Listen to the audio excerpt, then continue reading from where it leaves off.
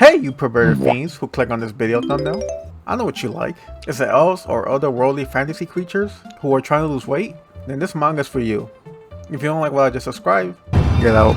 Plus Size Elf is a manga that I have a hard time explaining to friends why I have it. Ever since the release of the Monster Musume anime, I haven't been the same, and my endless search for Monster Girl content has been increasing just like my tomboy obsession. And one day, I happened to come across this at my local Barnes & Noble, and I wondered, why is this manga plastically wrapped? So I bought it and decided to read it. And not knowing I was opening the criminal Pandora's box of Monster Girl mangas. And well, let's begin to talk about Plus Size Elf.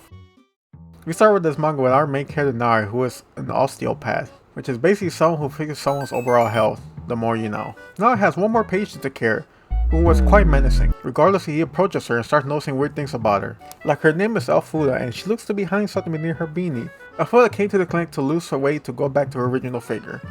But the more she talks, the more Nari believes something's off with her.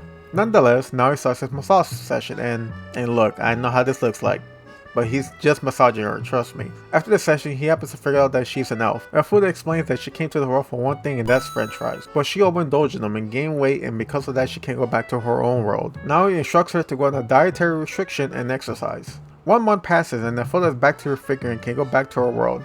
Now he says his goodbyes to her and they part ways. 1 week later, now he wonders how Elfuda is doing and wondering if he'll see her again.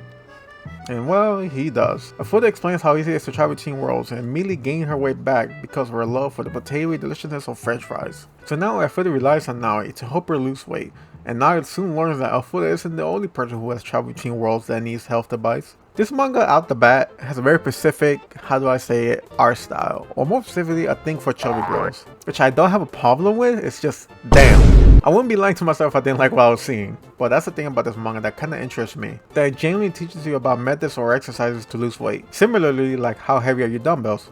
Maybe one day I'll review that manga. And just like that manga, it captivates you with some eye-catching panels. Speaking of lewd panels, a good majority of this manga is just fan service, which I don't know what you were expecting of a manga called Plus Size Elves. On a side note, I gotta give credit to Synecdoche who wrote and drew this manga, because while I was reading this manga, the art style seemed quite familiar to me. I don't know how to put it. So I looked more into him and noticed that he draws doujinshi. To the people out there who don't know what doujins are amateur made mangas that people can self-publish, and most of the time there are fan-made series or other mangas or original works. So basically the manga equivalent of fan fictions. So somebody can make a doujin about Piccolo going to Burger King or something like that.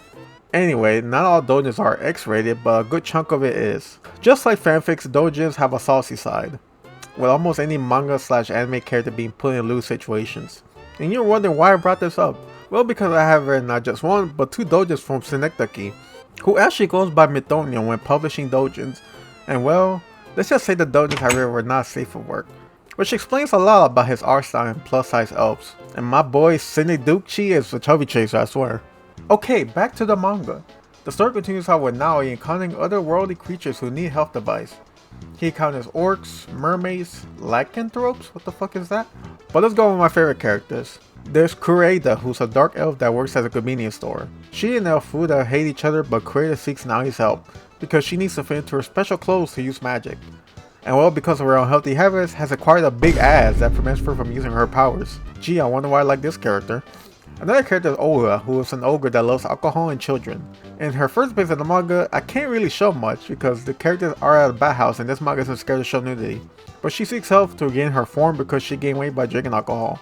So Olga joins the squad to lose weight. Gee, I wonder why I like this character. And lastly, probably my favorite girl in the manga is Satoru, who is a succubus that feeds off Nari's desire while making him gain weight, but ironically can't handle seeing or being seen naked by others. And probably her design is the main reason she's my favorite. Looking at my favorite characters, I'm starting to see a trend here. A good chunk of this manga is introducing new characters and having recurring characters do new things, which kind of make this manga slice of life. And just like most slice of life, there's some comedy in this manga, which is not the main selling point of this manga, but it's a nice touch. In conclusion, should you read Plus Size Elves? If you're looking for a manga with a heavy story, look somewhere else. But if you're looking for fan service, slice of life shenanigans with a mix of exercise tips, then this manga's for you. I'll probably keep reading this manga for the sauciness and the other interesting characters they'll introduce. And if I can add one more thing to this manga is that my boy can fucking draw. I have been wanting to upload some lewd content, but I know YouTube will start beating down my neck if I did. But I have been reading this manga and I want to share it. Hopefully I'll upload this video before Splatoon 3 comes out, because I know this game is going to take over my life when it comes out. And I'll definitely upload a Splatoon 3 review and other Splatoon related stuff, because I want to talk about games I'm planning to play or play this year. But thank you for watching, and hey, please comment how you feel about this manga and tell me what other manga I should review. Bye.